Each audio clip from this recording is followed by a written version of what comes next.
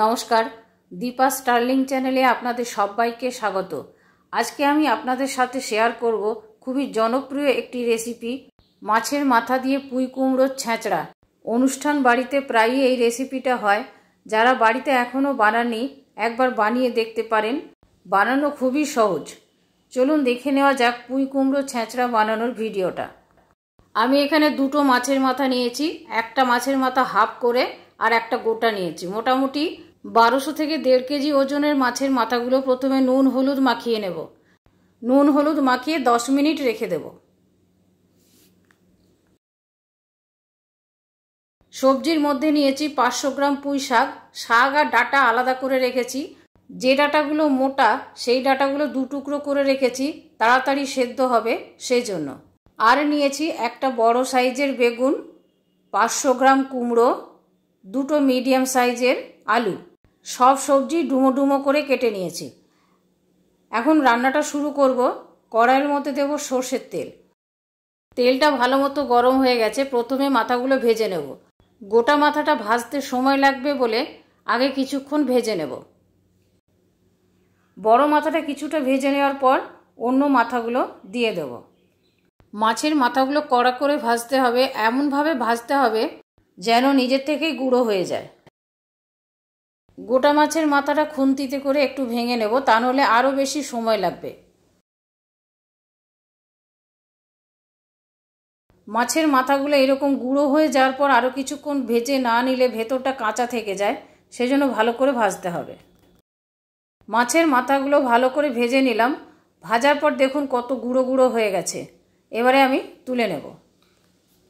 কড়াইয়ের মধ্যে দেবো আরও কিছুটা সর্ষের তেল। তেল যে যেরকম খেতে পছন্দ করেন সেই রকম দেবেন। ট্র্যাডিশনাল রেসিপি, সেই জন্য সর্ষের তেল দিয়ে বানাবো। তেলটা গরম হয়ে গেছে। দেবো 1 চা চামচ 5 ফোড়ন।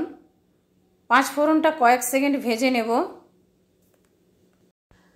প্রথমে কুমড়ো, আলু আর পুঁই ডাঁটাটা কিছুটা ভেজে নেব, সেই জন্য কড়াইয়ের মধ্যে দিয়ে দিলাম কুমড়ো, আলু আর পুঁই ডাঁটা।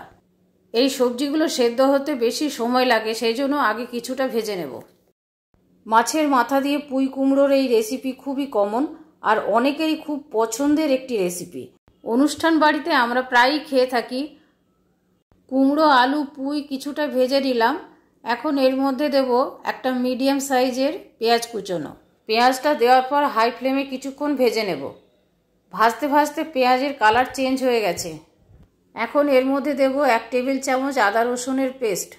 আদা রসুনের পেস্টটা ভালো করে কষিয়ে নেব যতক্ষণ পর্যন্ত না আদা রসুনের কাঁচা গন্ধটা চলে যায়। আদা রসুনের কাঁচা গন্ধটা চলে গেছে। এর মধ্যে দেব বেগুন টুকরোগুলো। বেগুন আপনারা আগেও ভেজে নিতে পারেন, কিন্তু আমি এই রেসিপিটাতে যতটা সম্ভব কম তেল ব্যবহার করার চেষ্টা করছি, সেই জন্য বেগুনটা একই সাথে ভেজে নেব। এমনিতেই মাছের মাথা দেওয়া এই রেসিপিটা একটু রিচ হয়।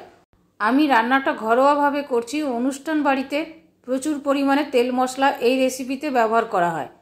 সবজিগুলো এইভাবে কড়াইয়ের মধ্যে ছড়িয়ে ছড়িয়ে ভাজলে প্রত্যেকটা সবজির 2 সাইডটা একই রকমভাবে ভাজা হয়। বেগুনের কালার চেঞ্জ হয়ে গেছে, বেগুনগুলো সুন্দর ভাজা হয়েছে। এবার এর মধ্যে দিয়ে দিলাম 3-4টে চেরা কাঁচা লঙ্কা। দেব 1/2 চা চামচ ধনে গুঁড়ো, 1/2 চা চামচ জিরে গুঁড়ো, পরিমাণ মতো হলুদ, স্বাদ মতো নুন আর 1 চা চামচ দেব চিনি। সব কিছু একসাথে আরও কিছুক্ষণ কষিয়ে নেব। মশলা দেওয়ার পর খুব বেশিক্ষণ কষানোর দরকার নেই, 1 মিনিটের মতো কষিয়ে নিলাম। এবারে এর মধ্যে দিয়ে দেব পুঁই শাক আর ভেজে রাখা মাছের মাথা। আমি এই রেসিপিটা বানাবার জন্য 2টো মিডিয়াম সাইজের রুই মাছের মাথা দিয়েছি। আপনারা মাছের মাথার পরিমাণ এর থেকে কম বা বেশি দিতে পারেন। মাছের মাথা যত বেশি হবে তরকারির স্বাদ তত ভালো হবে। এবারে ঢাকা দিয়ে দেব। গ্যাসের ফ্লেমটা সিম করে। সবজিগুলো সেদ্ধ হতে বেশ অনেকটাই সময় লাগবে। 20 মিনিট পরে ঢাকাটা খুলব। সবজিটা দেখুন অনেকটা কমে গেছে। তরকারিটা এখনও জল জল আছে। নাড়াচাড়া করে জলটা শুকিয়ে নেব। জলটা শুকিয়ে গেছে। এখন এর মধ্যে আমি দেব 1/4 চামচ গরম মশলা গুঁড়ো আর দেব 1 চামচ ঘি। মেল্টেড ঘি বলে 1 চামচ দিলাম। যদি ফ্রিজে রাখা ঘি হয় তাহলে এর থেকে কম দেবেন। ঘি আর গরম মশলাটা ভালো করে মিশিয়ে নেব। মাছের মাথা দিয়ে পুঁই কুমড়োর ছ্যাঁচড়া বানানো কমপ্লিট।